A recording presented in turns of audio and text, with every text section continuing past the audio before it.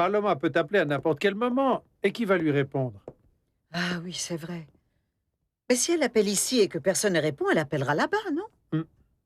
Ah, mais Giancarlo, je vais aller demander de ses nouvelles, car je suis très inquiète. Et s'il est arrivé quelque chose à ma fille Ma- et qu'il ne m'ait pas Maman. prévenue? Mais attends un peu. Souviens-toi, elle t'a dit que son voyage était incognito, que personne ne devait être au courant. Si tu y vas et tu demandes de ses nouvelles, mais tu vas la trahir. Assieds-toi. Eh oui, ça c'est vrai. Mais c'est que je ne peux pas rester comme ça sans savoir, enfin. Si elle appelle. Ah, Paloma, mais où es-tu? Enfin, mais appelle-moi. Et si c'était grave? Giancarlo, mais qu'est-ce qu'on va Non, non, ne faire? t'inquiète pas. Demain matin, dès que le bateau nous ramènera au port, appelle ta mère par téléphone et dis-lui qu'elle vienne nous rejoindre. Moi, je vais appeler Georges Latorre pour qu'il s'occupe de tous les papiers pour le divorce et qu'il m'aide à me faire transférer tous mes biens. Je ne veux pas parler de ça. Moi, j'ai pris ma décision. Ce n'est pas nécessaire de retourner à Mexico.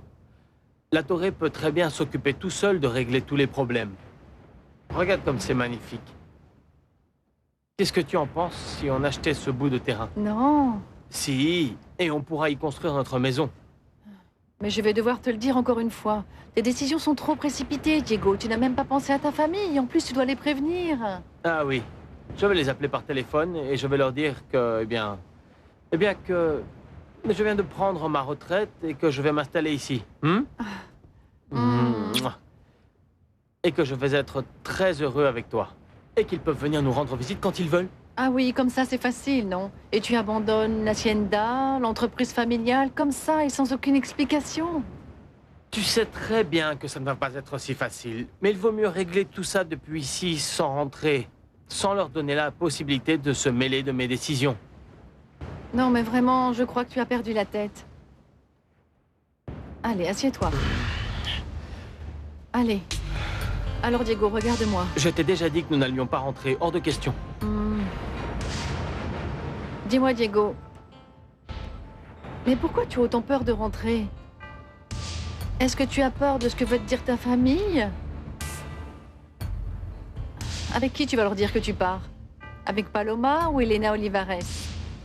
Avec aucune des deux. Ou bien avec n'importe laquelle. Non, plutôt avec les deux pour que ça les fasse enrager. Non, je crois que si jamais tu leur dis que tu vas partir avec Paloma, ils ne te pardonneraient jamais. Je ne pense pas qu'ils ne me pardonnent de partir avec Elena. Mais bon, c'est qu'au moins, Elena, ils l'apprécient, ils la connaissent un petit peu plus et ils savent qu'elle a un passé, mais disons, plus noble, non? C'est moins grave que de partir avec Paloma. Mais bon, de toute façon, moi ça m'est égal ce qu'ils peuvent penser.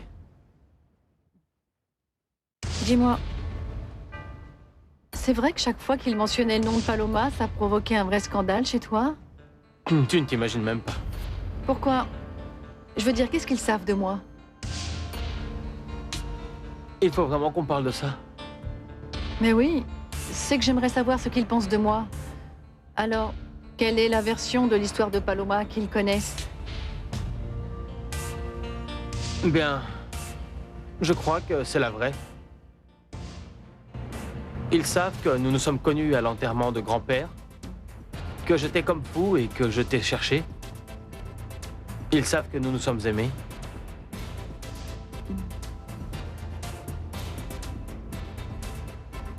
Et puis, ils savent aussi que tu es tombée enceinte. Que tu es allé me chercher en Europe. Et que quelques personnes savent aussi que tu avais été prostituée là-bas. Et... Mais comment ils ont su toute cette histoire? Bérénice. C'est elle qui a tout découvert. Quelqu'un au village lui racontait l'histoire et elle l'a répétée à la famille. Et qu'est-ce qu'ils ont dit? Certains pensent que tu es allé en Europe par ta propre volonté. Et qu'en fait, ce n'est pas vrai, qu'on t'avait menti. Et d'autres pensent qu'en fait, tu n'étais même pas enceinte.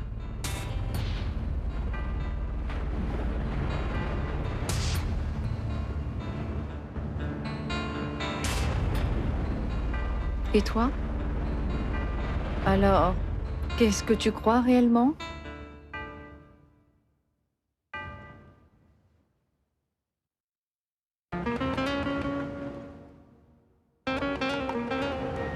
Moi, la seule chose que je crois, c'est que je t'aime.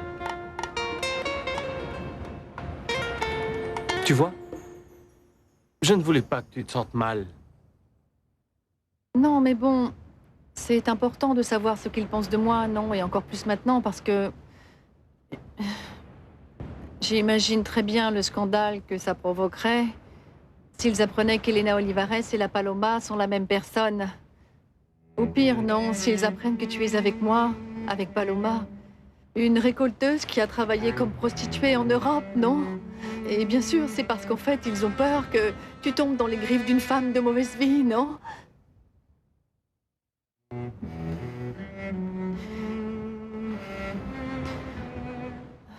Mais ce n'est pas que pour ça. Il y a d'autres détails de la famille que tu ne connais pas encore. Mais je crois alors que tu vas devoir tout me raconter, au moins pour savoir à quoi je vais me confronter, non? Et surtout, si je suis supposée m'installer avec toi. Tu as raison. Je vais te raconter l'histoire de l'honorable et distinguée famille Sanchez Zambrano.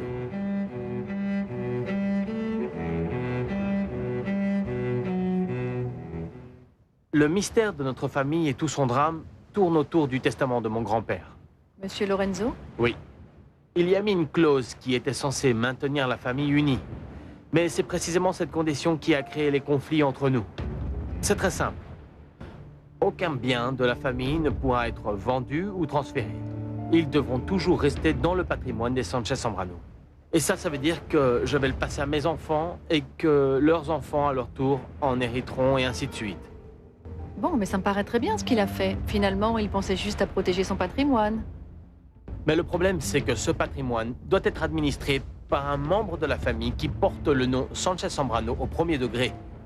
Ça veut donc dire que les seules personnes qui hériteront de ce droit, ce sera les enfants de mon cousin Fabian, ceux de Bernardo et les miens. Ou plutôt, les nôtres.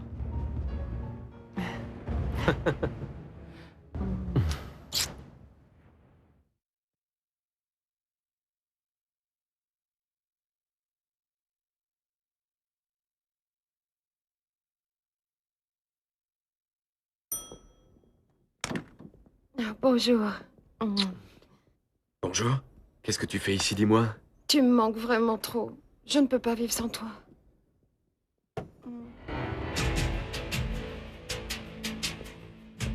Je t'ai appelé toute la journée à la maison de Miami et personne n'a su me dire où tu étais. Tu étais où? Je voulais te faire la surprise. Ça ne te plaît pas que je sois ici, pas vrai? Non. Je mourrais vraiment d'envie de te voir. Mais bon, partons d'ici.